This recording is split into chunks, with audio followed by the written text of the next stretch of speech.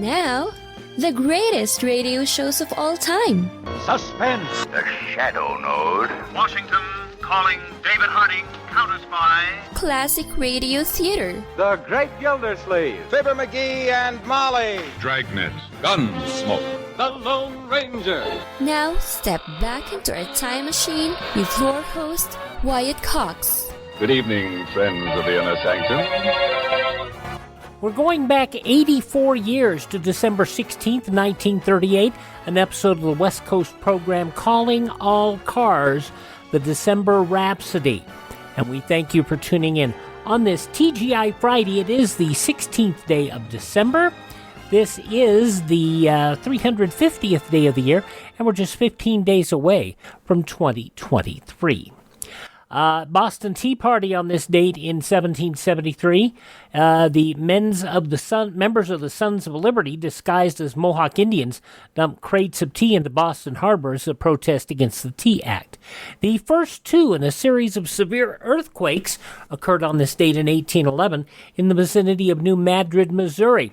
These three so-called megaquakes, believed to have been an ongoing cataclysmic danger that could reprise the 1811 to 1812 series of 2,000 quakes that affected the land of what would be 8 of today's heartland United States. It was on this date in 1826 that Benjamin W. Edwards rode into Mexican-controlled Nacogdoches, Texas, declared himself the ruler of the Republic of Fredonia. It was on this date in 1937, Theodore Cole, Ralph Rowe, attempted to escape from the Alcatraz in San Francisco Bay, neither seen again. 1950, President Truman declared a state of emergency after Chinese troops entered the fight with Communist North Korea in the Korean War in 1950. Dragnet premiering on television on this date in 1951. That was only 2 years after it premiered on radio. It was already a huge radio hit. While approaching a New York's Idlewild Airport in 1960, a United Airlines Douglas DC-8 collided with a TWA Lockheed Super Constellation in a blinding snowstorm over Staten Island. 134 people were killed. 1972, Henry Kissinger announcing North Vietnam left private peace negotiations in Paris. The president decided that we could not engage in a charade with the American people. And we are now in this curious position. Great progress has been made, even in the talks. The only thing that is lacking is one decision in Hanoi to settle the remaining issues in terms that 2 weeks previously they had already agreed to. So we are not talking of an issue of principle that is totally unacceptable. We will not be blackmailed into an agreement. We will not be stampeded into an agreement. And if I may say so, we will not be charmed into an agreement until its conditions are right. Henry Kissinger on this date in 1972. 1978, Cleveland became the first post-Depression era city to default on its loans, owing $14 million to local banks. It means that city government will not be able to serve the people of the city of Cleveland as they have every right to expect to be served, and as city government should have the capacity to serve them. Then Cleveland Mayor Dennis Kucinich, half the police force, 40% of firefighters laid off. Libya joined 4 other OPEC nations in raising crude oil prices on this date in 1979, having an immediate dramatic effect on the U.S. It was on this date in 1985, Paul Castanalo and Thomas Bellotti shot dead on orders of John Gotti, who assumed leadership of the Gambino crime family. It was on this date in 2010. Larry King concluded his CNN talk show after 25 years. He continued doing shows for RT America and Hulu until 2020. He passed in 2021. Passing on this date in history, Wilhelm Grimm, the man who is responsible for Grimm's fairy tales. Also, French composer Camille Saint-Saëns, writer W. Somerset Maugham, also Colonel Sanders, who saw most of his success in the later years of his life, actor Lee Van Cleef, singer Nicoletta Larson, Gary Stewart, another fine musician, and singer-songwriter Dan Fogelberg, Walt Disney's nephew Roy Disney, also Ray Price for The Good Times, and Louis Prima's ex-wife Keely Smith, all passing away on this date in history.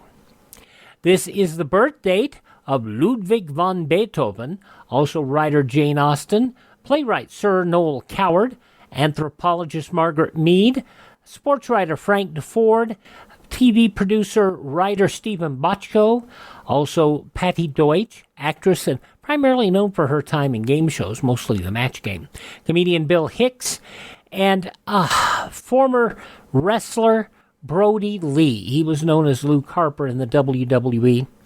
He passed away of lung issues, not COVID. He was just 41 years old.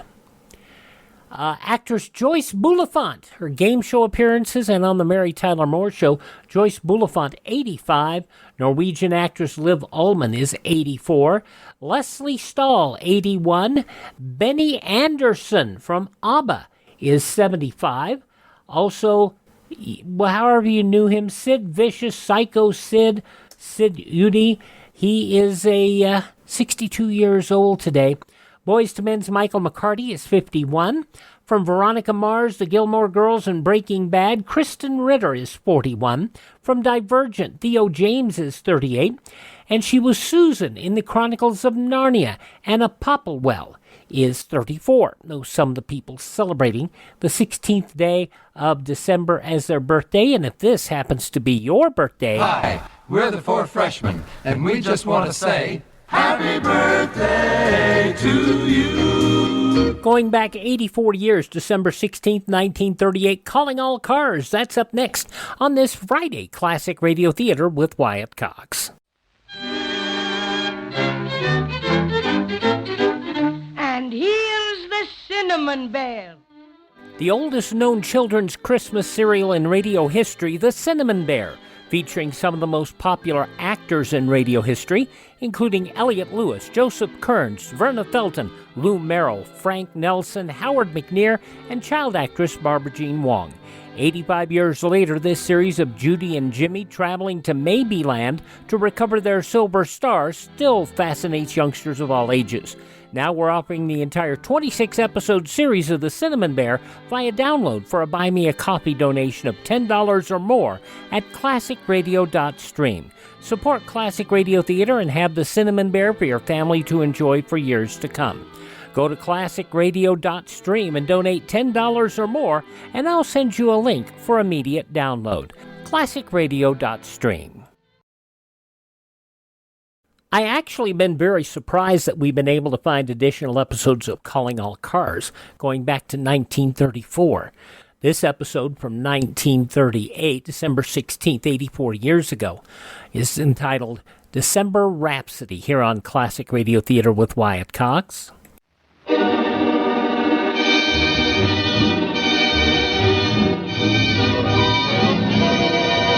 Calling All Cars, a copyrighted program created by Rio Grande. Southgate Police calling all cars. Attention all cars, broadcast 264 regarding a missing person.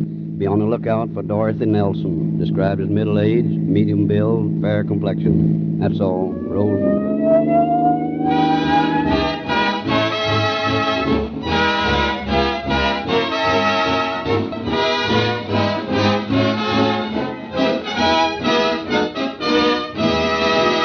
The story we are to hear tonight has been taken from the confidential files of the Police Department of Southgate.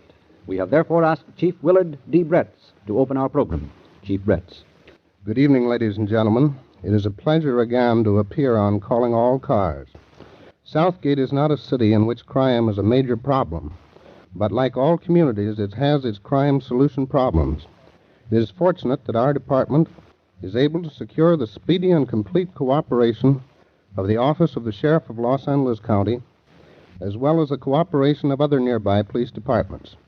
We have, therefore, little difficulty in proving to the criminally inclined that crime is a very unprofitable occupation in the city of Southgate. There has not been many murders committed in Southgate, nor, for that matter, very many other felonies. But whether it's murder or petty theft, we are ready to prove beyond a shadow of doubt that crime of any sort does not pay.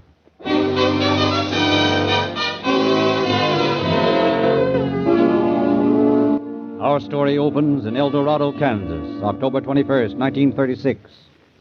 Oh, Philip, what's wrong? What do you mean, Mother? For days you've been thinking about something you seem to want to talk to me about, but you haven't. What is it? It's about Dorothy. Has something happened to her? That's just it. I don't know. It's just a presentiment, a premonition. What makes you think something's wrong? I don't know exactly. Philip, is this a premonition, or have you something more definite than that? Frankly, Mother, I think I have. I didn't want to upset you, but I've been worried for quite a while. But why? Dorothy's written to us regularly. That's just it. Those letters don't sound like Dorothy. They don't sound like her husband either. Oh, I think you're just imagining things. No, I'm not. Look, Mother. Dorothy used to send you some little thing every time she wrote you. Yes, she was such a thoughtful child. Dorothy wasn't a child, Mother dear. She's 40 years old. And I'm afraid she is... Well, I'm afraid something's happened. But what could happen to her? Plenty to a woman who thought as she did. We were a great deal closer than most brothers and sisters are, Mother. She told me things she never told anyone else. I don't understand you, Philip. Mother, Dorothy has an almost uncontrollable suicidal urge. Almost mania. She never told me that. She never told anyone that. I discovered it myself quite by accident. We were reading one night. That is, she was reading to me. It was some of Elizabeth Browning's poem. I thought once how Theocritus had sung of the sweet years, the dear and wished-for years, who each one in a gracious hand appears to bear a gift for mortals, old or young. And as I mused it in his antique tongue, I saw in gradual vision through my tears the sweet, sad years, the melancholy years, those of my own life, who by turns had flung a shadow across me. Straightway I was ware, so weeping, how a mystic shape did move behind me, and drew me backward by the hair. And a voice said in mastery while I strove, "Guess now who holds thee?" "Death," I said. But there the silver answer rang, "Not death, but love. Not death, but love." Hey, what's the matter, sis? Oh, sometimes the utter futility of everything gets the better of me, Phil.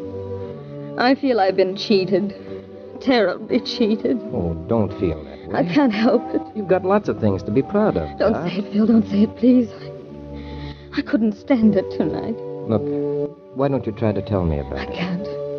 I can't tell anyone. You can always tell me. I'll always understand. Yes, Phil. I think you would. I think Elizabeth Browning must have felt as I do sometimes. Remember that sonnet? If you must love me, let it be for naught except for love's sake only. Do not say I love her for her smile, her look, her way of speaking gently. See, that's how I feel. I know I'm not pretty, I'm not attractive like other girls. And I'm old, Phil. So old. Oh, nonsense. Why, you're Oh, only... don't enumerate the years. I don't think I could stand it. I don't think I can stand many more of them. I knew all along how she felt, Mother. That was why I was glad when she married that kid out in California. He was much younger than she. She was almost twice as old, but she was grasping at what seemed to her a last chance of happiness. Don't you see, Mother? Yes, Phil. I do see. I've sensed the undertone of unhappiness that Dorothy's always felt. I think her reason will keep her from doing anything rash. But that's the point, Mother. To her, it isn't rash. It's the logical thing to do. She has her painting, she can write, but she feels she's been cheated. She feels that she has a right to take this course. Then you're sure something has happened to her? I'm positive. I'm going to ask the police to investigate.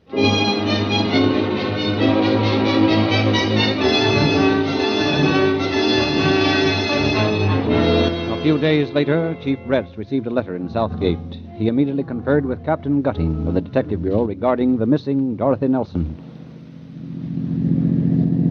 You know, Chief, I've been thinking about those letters that fellow sent us from Kansas. What about them? Remember the one we know definitely was written by a woman? Yes? Well, that one was well written and well typed. All the others were misspelled and had a lot of mistakes in them. I noticed that. Personally, I think that fellow Sloane's got something to worry about. Well, we'll soon find out. This looks like the address the brother gave me in his letter. Neat bunch of bungalows, anyway. Not much chance of anything happening around here without the neighbors knowing about it. I'm depending on that, too. Nothing like an observing neighbor to help on a missing person case. Might as well try the manager's office first. Might as well. You phoned the sheriff's office, didn't you? Just before we left. Mahoney and Killian are coming down to get a line on the case. Wait a minute. Here comes the landlady. Yes? How do you do? I'm Chief Bretz, Police Department. This is Captain Gooding. We're, Oh, won't you come in? Thank you. Yeah. Now, what can I do for you, gentlemen? You're the manager here, Mrs. Webb. Yes, I'm the manager. Did you know a Mr. and Mrs. Nelson? Oh, yes, very well. They lived in the third bungalow. Have you seen Mrs. Nelson lately? Why, no, not for almost 2 months. What sort of woman is she? She's a very cultured, refined woman of about middle age, perhaps. About how old? Oh, I'd say around 40. Uh-huh. And her husband is, Oh, that's a very peculiar thing. He wasn't a day more than 21 or 2. Oh, May and December, huh? Yes. When did they move in here? In March of last year, I believe. I haven't seen Dorothy since the latter part of July. Know where she went? The last time I saw her, she seemed a little more worried than usual. And shortly after that, her husband said she was going back to see her mother in Kansas. Well, it's a cinch she didn't go there. Were you very friendly with the Nelsons? Oh, yes, I visited them often. Mm-hmm. Did she and her husband seem to get along very well? Well, yes and no. You see, they were kind of opposites. The kind of people who have to live together a long time before they really understand each other. What do you mean by that? I don't think Dorothy's marriage was the sort you'd expect a woman of her intelligence to make. She came from the arty set around Laguna and San Diego. She painted well, wrote poetry, was interested in intellectual things. Her husband was a sheet metal worker. Well, there's nothing wrong with that. No, but it hardly fitted him to mingle with the sort of people Dorothy called her friends. She has real talent. Someday I think she'll be a great poet. Mm-hmm. Did that situation, his not fitting in with her friends, did that ever cause any friction or trouble, or... Well, I remember a party down at Laguna one night. We'd all driven down in Nelson's car. Dorothy's friends were having a wonderful time reading each other's records. Hello, Patricia. But, my dear, you must see Paul's new picture. It's called Horse Ascending Stairs, and it's positively transcendental. That monkey couldn't paint signs for Bull Durham tobacco. Oh, simply too ravishing. The broad sweep of the ocean, and right in the center, 2 poached eggs. I think you're so divine. How do you like this, Mr. Nelson? Lousy. What did you say, dear? I said lousy. What is it? This party. I think it's a little out of his depth. Yeah, what makes you think so? Oh, well, Dan's always so bored with this sort of thing. He likes to be doing things. Sure. He wants to sit around listening to a lot of trash like the guff these birds dish out. Come on, let's shove off, Dorothy. We can't. We've got to stay and hear some of Bergloff's new poems. Oh, for God's sakes, have we got to? Yes, dear. Now, please, try to look pleasant. Make out like you like it. Yeah, fat Quiet, chance. quiet, everybody. Here it comes. Now, I promised you that Paul would read some of his latest things for you tonight. Come on, right up here, Paul. And the first is Dinner in the Latin Quarter. Now, quiet, everyone. I'll bet this is the line.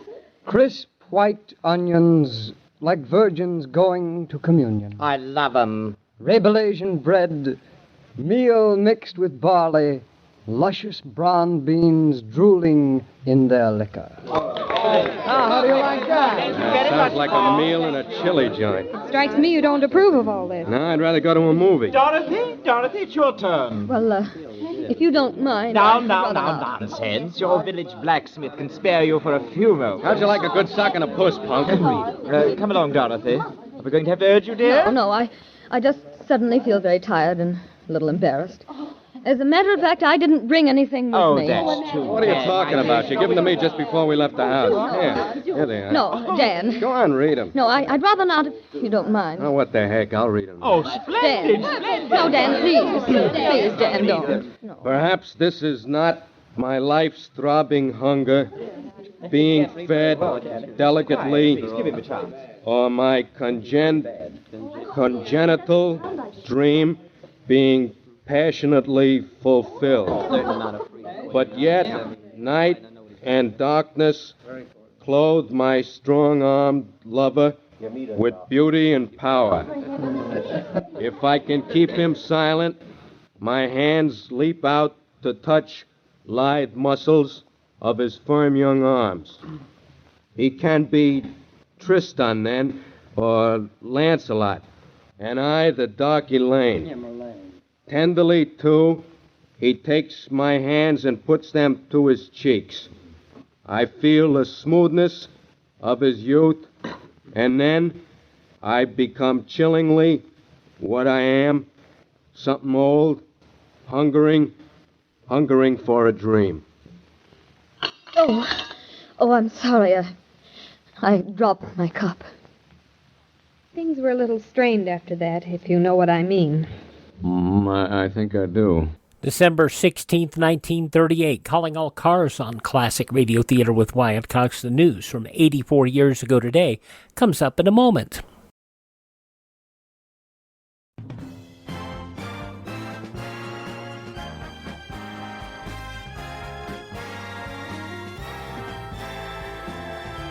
Thank you for tuning in to Classic Radio Theater with Wyatt Cox, an episode of Calling All Cars broadcast on the west coast of the United States, 7:30 Pacific Time on Friday, December 16th, 1938. In the newspapers of that Friday, 84 years ago, these are some of the headlines. F. Donald Coster, indicted president of McKesson and Robbins yesterday, identified as Philip Musica, a man who concealed a grand larceny conviction of nearly a quarter century ago to take a commanding place as head of the $87 million drug corporation, now under federal and state investigation. 4 separate inquiries into the apparent overstatement of $18 million in McKesson and Robbins assets are underway. Coster, who helped build up the vast concern from its humble beginnings as a small hair tonic firm, identified by police fingerprints.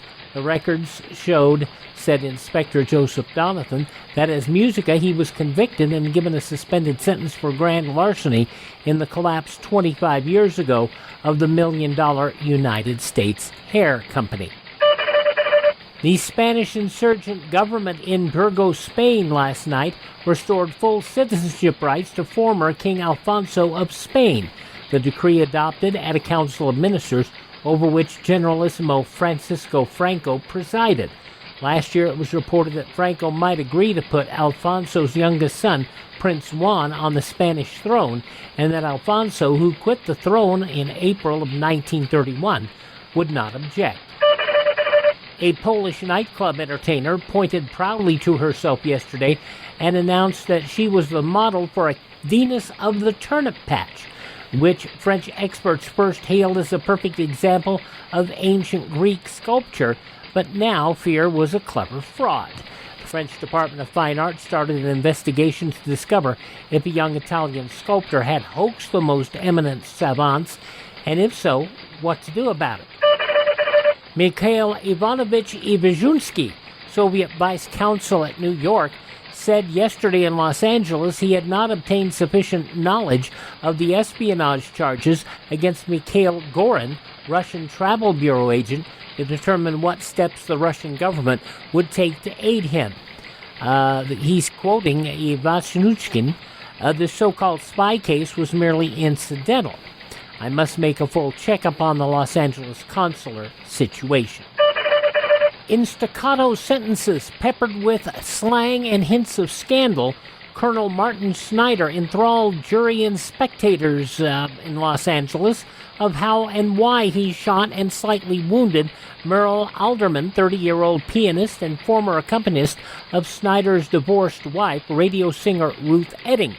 The shooting occurred in Alderman's home the night of October 15th. Also present were Miss Edding and Snyder's daughter by a previous marriage, Edith Snyder, who is Miss Edding's secretary. Daniel Calhoun Roper, Secretary of Commerce, resigned suddenly yesterday, word circulating on Capitol Hill that WPA Administrator Harry Hopkins was in line to get the cabinet post. Roper asked to be relieved for personal reasons and reiterated his devotion to the objectives of the administration. Those close to him asserted, however, his determination to resign was hastened by attacks from some New Dealers who disliked his conservatism. From Brockton, Massachusetts, doctors pronounced successful yesterday an operation in which 26-year-old Mrs. Vern Stankus gave 18 pieces of skin from her thigh for grafting onto the abdomen and legs of her 5-year-old daughter, Lorraine. Lorraine's mind was on Christmas and her return to play with other girls, a pleasure denied her since lighted matches ignited her clothing and she suffered third-degree burns last September 10th. The little girl said, "For Christmas, I want some overshoes and an umbrella. Santa brought new skin, and I know he'll bring those to make me think I'll play again, like other girls." And because there's no law requiring cows to carry tail lights en route to pasture, Charles A. Ogden, farmer of nearby Ogden, New York, is $200 richer. Chapman won a city court award in a negligence suit arising from collision of a car driven by Frank Huber with his herd. Huber charged the farmer was negligent in not displaying lights on the herd, but his argument failed to sway the jury, which awarded $100 for each cow injured. Those some of the day's top news stories as reported in the newspapers of Friday, December 16th, 1938 on your radio, Calling All Cars. The conclusion next on this Friday Classic Radio Theater with Wyatt Cox. On Saturday's Classic Radio Theater, we'll say Jell-O again to an episode of the Jack Benny program from 72 years ago, December 17th, 1950. Jack buys golf tees for Don Wilson, the traditional and very funny Christmas shopping show. And, you know, of course, Mel Blanc plays a big part of that. That's coming up on Saturday's Classic Radio Theater with Wyatt Cox. But now, the conclusion of Calling All Cars. 84 years ago today, December 16th, 1938. Have you seen this guy Nelson lately? Not since the middle of August. He moved shortly after Dorothy left. Took everything with him, I suppose? Yes, everything except a few notes and some of her poems. He never seemed to care about them. Of course, I rented the house again. Mind if we look at the notes he left here? Not at all. I have them right here in the desk. If this is any sign, she simply pulled up stakes and left him. What are you talking about? Listen to this. The shadow of the certainty of parting falls across my heart as poignant and as sure as the shadow of the night lies athwart the world in its brightest of days. Come on, let's get going. You said you were happy and drunk on the cup of life that I brought. I, gratified, spilled it all for you, forgetting I was taught maxims in frugality's praise. Now I withdraw the cup. Shall you recall the fragrance of the wine, and, forgetting or remembering, know the cup you held was mine? Concise and to the point. Mrs. Webb, do you mind if we look around a bit? Not at all. Thank you. By the way, why didn't you talk to Mrs. Huge? She lived next door to the Nelsons. It's the fourth house. We'll do that, thanks. Well, what do you think? I don't know. I'm wondering why a woman like that compromised with her real self when she married that kid. My friend, don't get started to wondering why women do things. You'll go nuts. My age, you're telling me. Wonder why Mrs. Webb thought we ought to talk to this Mrs. Huge. Watch yourself, Chief. This isn't any compromise with her better self this time. Mrs. Webb had some definite reason for that suggestion. Never can tell. Well, here's the place. Hope she's home. I wouldn't like to make another trip out here just to hear a bit of neighborhood gossip. Oh, good afternoon. How do you do? We're from the police department. Oh. Mrs. Webb thought you might have some information about the Nelsons that we could use. Oh, well, perhaps. Won't you come in? Thank you. Excuse me a minute, but I have a cake in the oven. Just make yourselves at home, gentlemen. Go right ahead. Don't worry about us. I wonder if she spends a lot of time in the kitchen because she's inclined that way or because the kitchen looks out on the driveway. And most of the coming and going is on the driveway, huh? Right. Now then, gentlemen, you're looking for the Nelsons, is that it? That was the general idea. Well, now, let me see. I guess it was around the 1st of August the last time I saw Dan Nelson. Oh, no. No, I believe it was... What was he doing when you last saw him? Why, he was, Oh, no, he wasn't... Yeah, no, that was the first time Well, it really doesn't make much difference right now when it was, now, does it? Well, I guess not, really. Well, anyway, I was standing in the kitchen one morning. Oh, I spend a lot of time in the kitchen. See so much, you know, and get so much done. Yeah, I noticed. Well, on this particular morning, I saw Mr. Nelson come out of his house and start dragging a trunk off to the garage. Good morning, Mr. Nelson. Are you moving? No, not exactly. I'm just storing some things at Dorothy's. Oh, is she gone? That's right. I hadn't seen her around for the last few days. And she went to San Diego to work for some friends of hers. Oh, what doing? Now, this man and his wife, they're going to open a stamp store. Oh? Dorothy's always been interested in things like that. She's going down there to help them out. Well, oh, my goodness, but that looks like an awfully heavy trunk. Why don't you let Mr. Hughes help you carry it out to the garage? No, I can handle it. Don't bother him. Then he put the trunk in the garage and locked the door. Well, what's so peculiar about him locking the door? Well, he never did it before. And besides, it was a new lock. Did you see Nelson after that? Yes, I saw him, 3 or 4 days after that. He was out in the garage again, trying to load the trunk on his car. He had the motor running. Yoo-hoo! Hello, Mr. Nelson. Are you having trouble? No. Do you need any help? No. Mr. Hughes will be very glad to help you load it on. Wait a minute. I'll turn on the back porch light so you can see better. Never mind. I don't need no help. Oh, Homer won't mind a bit. I tell you, I don't want no help. Now let me alone, will you? Well, you can imagine how dumbfounded I was when he rushed off like that. Yeah, we can imagine. Let's take a look at that garage. Oh, you can go through the kitchen if you won't walk too heavy. My cake is baking, and it might fall if you jarred it. Well, we'll try to walk softly. Good. Say, you have quite a view from here. You must see a lot. Oh, you'd be surprised. Oh, that's the Nelson garage right back there, the center one. Oh, thanks. We'll look it over. Oh, good heavens, my cake! Well, that woman's given me a lot of strange ideas. Not so strange under the circumstances. That fellow Nelson must have been pretty upset about his wife walking out on him. I imagine he must have been. I wonder why garage doors always squeak. Adds a mystery, I guess. Musty place, isn't it? Hey, look. Take a close look at this. What is it? What do you think? I'd say it was penetrating oil. Well, that's what it looks like. But I'll bet a good chemist and a benzodine outfit will prove we're both wrong.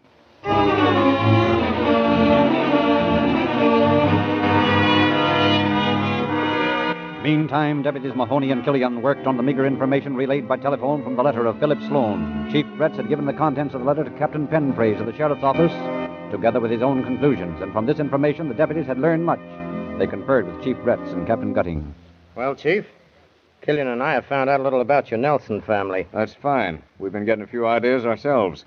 We've got a man making chemical tests out at the Nelson place now. Mahoney and I took a run down to Laguna before we came over here. It seems this Sloan woman picked the Nelson kid up on the highway one day, down close to San Diego. The first thing anybody knew, they were married. Seems that she comes from a pretty wealthy family. Which probably explains his interest in a woman twice his age. Yeah, it usually helps in explaining such things. He married this monkey in 1934, sometime in the fall. And he was still in service and just came home weekends. Yeah, seemed to get along all right till he overheard somebody call him a gigolo one night down Laguna.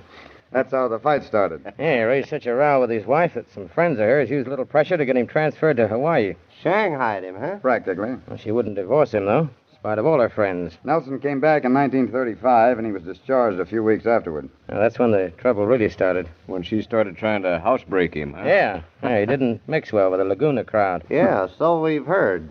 Boy had a pretty bad background.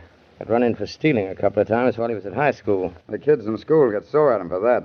Yeah, that's why he joined the service. But he failed to mention his arrest when he enlisted, I imagine. Probably. We found out he's got a brother working in an electrical fixture place on East 34th. Let's take a run over there and have a talk with him. Chief Bratz. Oh, it did, eh? That's what I expected. Thanks. That was our chemist.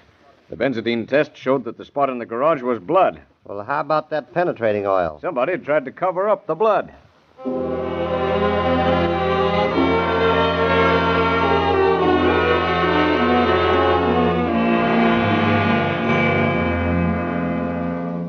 You're Mr. Nelson? Yeah, Dell Nelson. You sent for me? Yes. We're making a check on a car that's supposed to be registered to your brother. Know where he is? Why, no. Didn't he make that payment like he said he would? No, apparently not. Well, I don't know where you'll find him. I haven't seen him. He told me he was going to Bakersfield. Said he had a boxing match lined up. Well, if you see him, tell him to get in touch with the finance company. Yeah, I'll do that. By the way, where's he staying now? Why, he's living at the Abbey Hotel in L.A., I think. Well, we'll check in there just in case.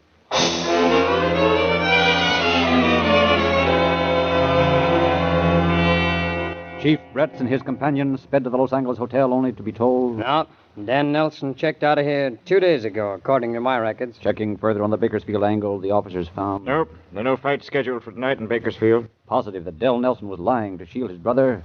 Bretz and the others returned to the 34th Street plant. You lied to us, Nelson. Why? Why, All right. What is it? Well, I wanted to protect him. Protect him from what? Oh, you can't fool me, Bretz. I know you. I know you're coppers, all of you. Well, what about it? Well, Dan told me he was in trouble. Said he had to leave town for a few days. What kind of trouble? He said his wife had threatened to commit suicide. She was going to do it so as it looked like he killed her.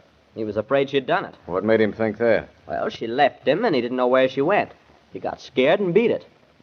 You want to be pulled in, Nelson? No, please don't do that. It'll kill my mother. She couldn't stand it. I don't know anything about Dan's private life. I'm telling you the truth. We can take you in as a material witness, you know. Please don't do that, Chief. Please. Take it easy. Where's Dan? I don't know, honest. All I know is I got a date to meet him at 34th and Santa Fe at 4:30. In just a few minutes. He said he wanted to talk to me. Okay, come on. You'll ride with Captain Gutting. We'll all keep that date.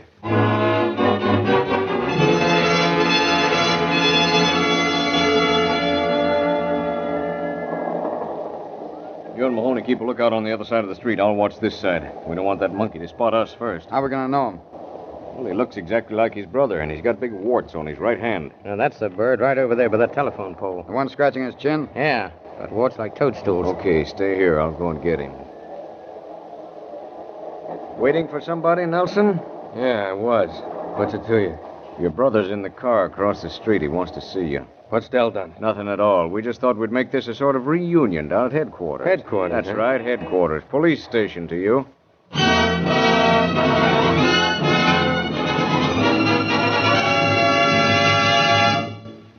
All right, Nelson, sit down. Dan, where's your wife? My wife? How should I know? That's what we're asking you. She went back home to Kansas. No, she didn't. We just happened to pick you up as a result of a letter we got from her brother. Come on, tell the truth. If she's not there, I don't know where she is. I hated her, and I hated the ground she walked on, and I still do. And what are you going to do about it? Tough guy, eh? So what? Tell him about the benzodine, Chief. Tests we've made in your garage, Nelson, show that there's blood all over the floor, where a trunk sat for a week. Maybe you can explain that. Oh, the trunk, huh? Sure, I can explain that. I put her clothes in it and sent it home. You sent it home. What do you want to tell us things like that for? I meant I was going to send it home, but I didn't. I got to thinking about it, see, and I couldn't see any sense in being nice that way when she'd been the way she had, so I dumped it in the river and it washed away. How? How would it? Well, maybe you can tell us. Yeah, maybe you know how a trunk can wash away in a dry river. You know it hasn't rained in 2 months. Well, that's what I did with it. All right, Nelson. We've got as much time as you have. Smart guys, ain't you? Why don't you give me the 3rd degree? What's the matter, cat? Got your tongues? Well, say something. Go on, ask me questions. Why don't you say something? Okay. Have it your own way. What's it to me? I can sit here as long as you can. I can look at you, too, see? See me staring right back at you? I ain't afraid of you guys. You ain't got nothing on me. guess a guy's wife's got a right to walk out if she wants to, ain't she? Well, ain't she? For God's sake, say something. Don't sit there looking at me that way. Say something!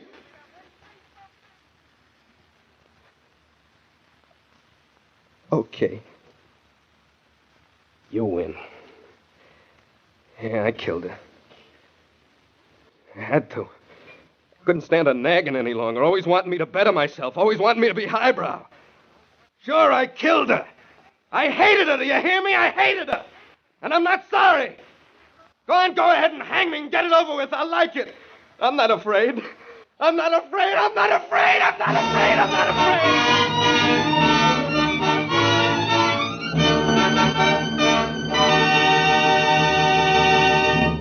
And now Chief Bretts. Nelson, whose name we have changed to protect his family from undue suffering, was tried for the murder of his wife. And though he fought with every means at his command, he was convicted. On December 30th, almost a year ago, he was sentenced to life imprisonment in San Quentin. He'll spend the rest of his life learning that crime does not pay. Thank you, Chief Bretts.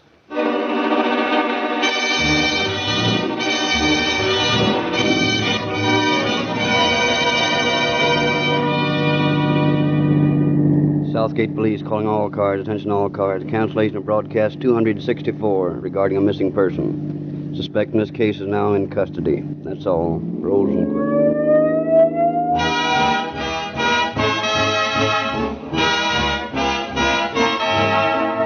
There you go, December 16th, 1938, Calling All Cars here on Classic Radio Theater with Wyatt Cox. Visit my webpage, classicradio.stream. You can stream our shows on demand, learn about classic radio collecting. You can also find a list of sites where you can download our shows if you like. You can also find our social media links on the webpage at classicradio.stream. And as always, you can contact me, or you can even buy me a coffee. Now, the buy me a coffee money doesn't buy me coffee. It really doesn't. I don't drink coffee. What we use that cash for, that you have been so kind to supply us, is to purchase additional classic radio collections and to allow us to keep our distribution channels up and running. That's all at classicradio.stream. Please thank this station, support their advertisers, and most importantly, tell your friends the great radio shows are right here at this spot on the dial. Classic Radio Theater with Wyatt Cox on your favorite radio station.